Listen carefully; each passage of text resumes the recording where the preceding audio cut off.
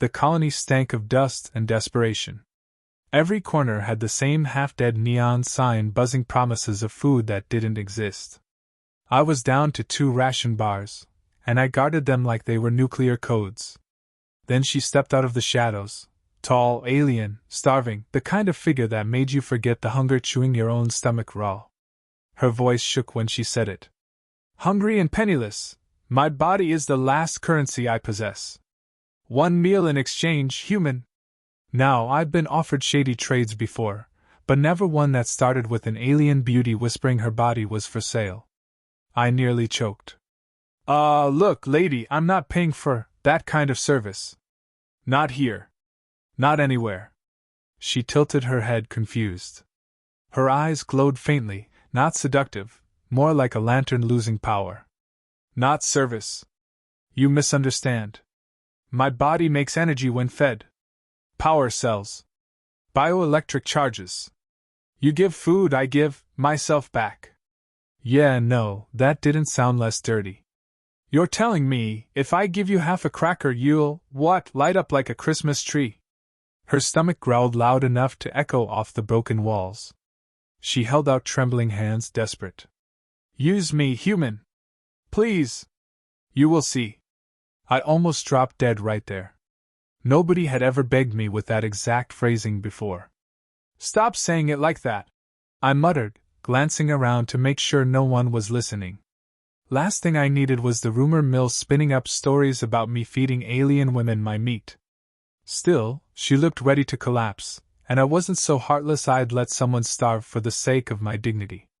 I tore half a ration bar free, the smell of processed protein hitting both of us like perfume. Her eyes widened. She took it between careful fingers, sniffed it like it was sacred, then bit down. And I swear to every star in the galaxy, she moaned. Loud. Warmth, texture, softness, oh, human food, it fills every hollow. Lady! You're gonna get me arrested. She didn't care. Every chew was a scene. She licked her lips slowly, crumbs sticking to her glowing mouth. People walking by gave me looks. A couple of scavengers grinned like they'd just seen me buy something off the wrong kind of menu. I hunched my shoulders and pretended I didn't exist. Then it happened. Her skin shimmered. Just faintly, like a soft blue light under the surface. She held out her palm and, like magic, a glowing bead of energy formed. See? My body pays. You feed me, I produce. Lady, I hissed. You really gotta pick different words. But the thing was real. A pulsing orb of power, humming like a tiny generator. Enough to charge my comm unit, maybe even more. She offered it to me like it was proof. My jaw tightened. The survivalist in me screamed to snatch it. The cynic in me muttered that this was the dumbest barter in history. The comedian in me wanted to laugh at the fact that I just fed a woman half a cracker and she was glowing. Fine, I said. Half a bar for a sample. Call it market research. Her face lit up, not from the glow but from sheer relief. She bowed like I'd just crowned her queen. Then she devoured the rest in tiny bites, savoring every chew like it was the Last Supper. My stomach growled, reminding me I'd just had my own dinner. She noticed and winced. You hungry too, human? We could share body for body. Don't finish that sentence. But she was serious. Dead serious. Her people, apparently, had traded like this forever. Food for energy, life for life. To her, it was logical. To me, it sounded like the world's worst dating pitch. Still, I couldn't ignore what she gave me.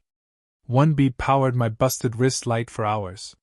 For the first time in weeks, the alley had more glow than the pathetic neon signs. She clasped her hands together, hopeful. I can do more. Bigger meals, more output. You feed me. I keep giving my body. I groaned into my palms. The universe was laughing at me. Lady, listen, you can't just walk around offering your body to strangers. Someone's gonna take that the wrong way. She tilted her head again, innocent and confused. You took it. You fed me. That makes us bonded. I nearly tripped over my own boots. No, no, no, that's not how it works. I gave you food. You gave me a glowy bead thing. That's it. Transaction complete. But she was already shaking her head, lips curled into something dangerously close to a smile. Humans are strange. You give freely, yet pretend you do not want what comes after. I don't owe stars above. Just stop. Please. She didn't stop. She licked the last crumbs off her fingers, eyes locked on me, glowing brighter by the second. Then, another meal. Another trade. My body has more to give. And I knew right then I'd made the biggest mistake of my life. Not because she was dangerous. Not because I was broke. But because this was going to look very, very bad when people started talking. And people were always talking. The problem with feeding someone once is that they think you'll do it again. The next morning, I was hiding in a busted-out noodle stall, chewing the driest cracker in existence, when she found me. Same tall alien frame, same hungry eyes, same dramatic whisper. Human. I need another meal. My body aches for it. I nearly spat crumbs across the counter. Lady, do you have to say it like that? Someone's going to think I'm running an interstellar brothel. She tilted her head, confused as ever. I mean only food. My body converts it. Why does your kind make this sound shameful? Because you make it sound like you're auditioning for a cheap holodrama.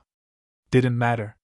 She leaned closer, sniffing at the cracker like a predator about to snatch prey. My hand twitched. That was my breakfast. But her stomach growled loud enough to rattle the noodles in their cracked bowl, and I knew resistance was pointless. With a sigh that felt like betrayal, I snapped the cracker in half. Fine. Half. Don't make a scene. She did anyway. Took it, bit down, and let out another one of those theatrical moans that had no business happening in a public market. Heads turned. A couple of kids giggled. One old scavenger gave me a thumbs up. I wanted to crawl into a hole. Then the glow started again, her skin pulsing softly like she'd swallowed a lantern. She cupped her hand, and another bead of living energy formed, humming faintly. She pressed it into my palm with reverence. See? You feed me, I overflow. Use me as you wish. Lady, I hissed. You're killing me. You can't just stand there saying you're overflowing in the middle of the market. She blinked innocently. But I am. Look. She squeezed her fist and two more beads rolled out, glowing brighter. The nearby scavengers nearly dropped their bags. Energy like that was priceless out here, worth more than credits ever were. I closed my fist around them quickly. Okay, new rule. No glowing in public. You're gonna get us killed, or worse, robbed. She frowned. You are ashamed of me. I'm embarrassed, not ashamed. There's a difference. And don't pout, it's not fair when you glow like a damn lamp every time you eat. Her lips curved in a smile, crumbs still sticking to them. Then you must feed me privately. I can be discreet. Lady, you're the least discreet person I've ever met. But I couldn't argue with results. I powered my busted comm unit with one bead, static clearing for the first time in weeks. When the device flickered to life, I realized her body was more useful than an entire shipment of batteries. Of course, try explaining that without it sounding like innuendo. She noticed my grin and leaned closer, whispering with that same serious tone. You like my body now. It satisfies you. I like the beads. The beads. Not your. Stop smiling like that. It only got worse when she decided to study me. Apparently, humans eating fascinated her. She asked why I chewed so slowly, why I salted things, why I blew on hot broth instead of gulping it. She tried mimicking me with the tiniest crust of bread, puffing on it, then pretending to choke dramatically. See? Human ritual is dangerous. Eating soup isn't a ritual. It's just soup. Strange. You worship flavors but call it nothing. Before I could argue, she leaned in again. Feed me something new. Let me taste your full variety. The market vendor behind us dropped his spoon, choking back laughter. I covered my face. You cannot say it like that. But she was relentless. Every crumb, every bite, she treated like a sacred ceremony. And every reaction was over the top, eyes fluttering, voice low, sighs that made the crowd think I was committing public indecency. I finally dragged her into a quiet alley before the gossip spread too far. There, she held out both hands, glowing with fresh beads. I give back double what you gave. Fair trade. I weighed them in my palm. Enough to power a light, a weapon, maybe even barter for safe passage. All from one lousy cracker. My inner miser calculated profit margins while my inner idiot argued that she was basically freeloading. She must have read my hesitation because she whispered, softer now. If you don't want me, others will. That twisted my gut. Not because I cared, of course. No, I just didn't like the idea of some scavenger feeding her moldy bread and bragging about his glowing girlfriend. No. You're sticking with me. I invested in you. Her glow brightened, her smile widening like I'd said something romantic. Then we are bonded. Bonded? No, no, no, don't start. This is not marriage. This is business. Business of bodies, yes. I nearly banged my head against the wall. You're gonna get me killed with that mouth. But the truth gnawed at me. Her deal was too good. Every crumb I gave her came back as power. Every sigh and moan made me want to sink into the ground, but survival trumped pride. And as she licked the last dust of cracker from her glowing fingers, she whispered, "Next time, human, feed me more deeply. Let me show you how much my body can give." I groaned so loud the alley echoed. Stars help me. I'm never living this down. The rumors started faster than I could squash them. By the end of the week, half the market was whispering that I'd bought myself an alien girl for food. The other half thought I was hiding some exotic energy slave. I tried explaining, but every time she opened her mouth, it only made things worse. Yes, she'd announce proudly. I gave my body to him. He feeds me, I glow, and I repay him with pleasure. And there went my reputation. Stop phrasing it like that. I barked, but it was too late. The scavengers were already grinning like hyenas, some even clapping me on the back. One muttered, "Lucky bastard. I can't even get a date with a rat girl, and you've got a glowing goddess paying you for crumbs." Meanwhile, she was beaming like she just won a prize. She didn't understand human shame. Or maybe she did, and she just liked watching me squirm. Either way, every word out of her mouth pushed me deeper into the pit. Of course, the truth was both worse and better. She really was paying me back. My camp, once a depressing pile of dead batteries and broken tools, was now alive with light. She powered my water filter. She juiced my scanner. She even charged a weapon cell, laughing as it sparked. See? My body gives life. Your kind should worship this gift. I don't need a religion, I muttered. I need you to stop making everything sound like innuendo. But she wouldn't. Couldn't. Every time she ate, her body glowed brighter, and she'd say things like, "Feed me again, human, until I burst with energy." Or, "My body is swelling with power, would you like to touch?" And I'd be left choking on my own pride while passers-by assumed the worst. The irony was, she was saving me. My comms worked. My light never dimmed. My gear, once useless, became functional. And for all her dramatics, she never asked for more than food. Still, her phrasing was destroying me socially. I tried teaching her. Look, when someone asks about me, you say, "He gave me food, I produced energy." That's it. No extra words. She nodded solemnly, then turned to a merchant the next day and declared, "Yes, I belong to the human. He feeds me until I shine." I wanted to crawl into the dirt. The gossip grew. Soon, rival scavengers started eyeing her like she was prime loot. One even had the gall to wave a full ration pack in front of her. "Hey, sweetheart," he called. "Come glow for me. I'll feed you real food, not stale crackers." She didn't hesitate. She marched over, looked him dead in the eye, and said loudly, "No. My body already belongs to him." The crowd gasped. My brain melted. And the scavenger backed off, embarrassed, leaving me stuck in the middle of a misunderstanding that now sounded like marriage vows. "Why did you say it like that?" I hissed. "Because it's true. You fed me. You own my body's output. That is bond. Bond, not marriage.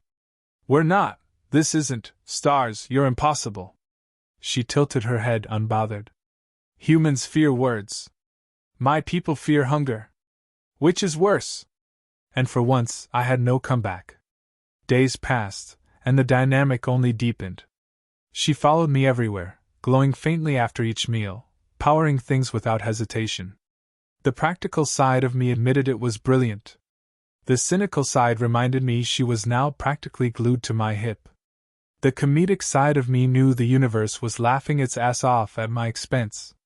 Her reactions to human quirks didn't help either. When I boiled water, she gasped like I'd invented sorcery. When I brushed my teeth with a stubby brush, she stared and asked if it was some kind of mating ritual. When I sneezed, she screamed, thinking I was expelling my soul.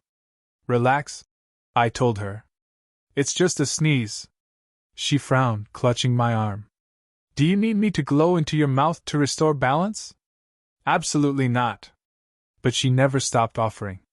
And the way she said it, yeah, the scavenger kids nearly fell over laughing. My biggest flaw? I kept trying to argue logic with her. She didn't speak logic, she spoke ritual and instinct. When I complained she was eating too much, she pointed at my chest and said, "You are soft.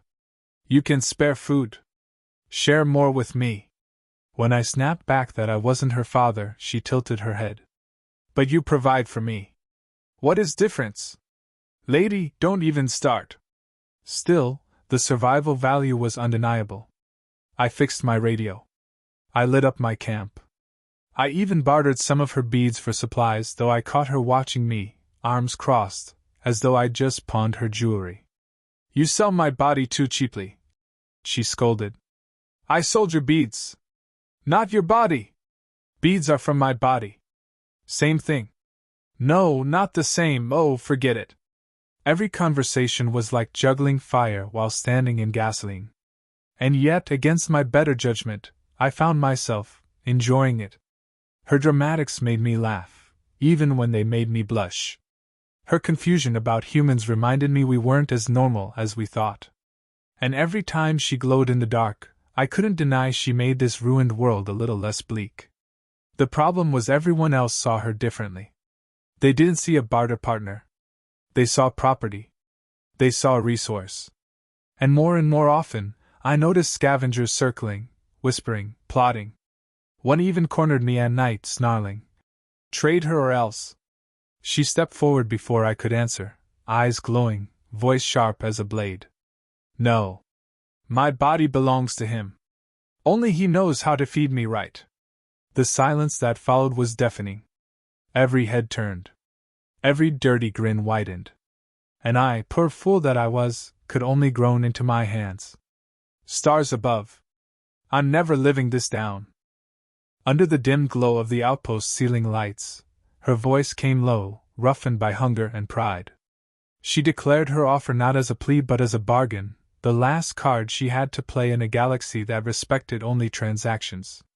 He studied her carefully, seeing not desperation alone but the raw strength hidden beneath the trembling posture. His silence stretched long, not out of cruelty but calculation. He understood the weight of what she was putting on the table.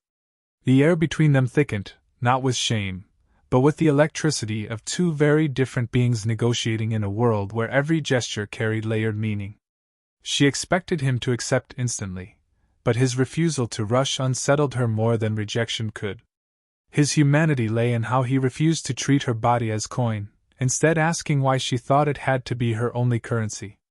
Her defenses cracked, though she hid it under biting words. He countered with a truth she hadn't considered.